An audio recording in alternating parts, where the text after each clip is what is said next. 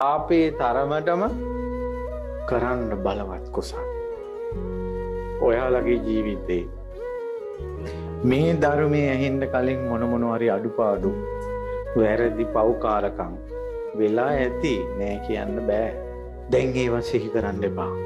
දැන් ඒවා මතක් කරන්නත් එපා. අනිත් අයට කිය යන්නත් එපා. තෙරු පින්දහම් කරලා සෑය බෝධිය වැඳලා හොඳට තෙරුවන් කමා කරගන්න. අවංකවම සමාව ගන්න පුළුවන් කෙනෙක් නම් සමාව ගන්න. බුදුරජාණන් වහන්සේ ගැන ශ්‍රද්ධාව වැඩි කරගන්න.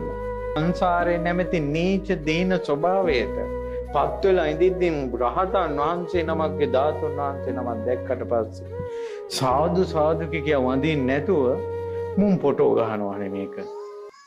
ලෞතර බුදුරජාණන් වහන්සේගේ ධාතු සෑයක් ළඟට ගියාට පස්සේ මේ සංසාර ගඳෙන් ගන්ධස්සාර ගහන මේ සත්වයෝ ෆොටෝ ගහනවා සාදු සාදු කියන්නේ නැතුව. ඔන්න කරුමේ සජීවිතේ ප්‍රධාන අංගයක් කරගන්න දවසට අනිවාර්යයෙන්ම බණපදයක් අහන එක.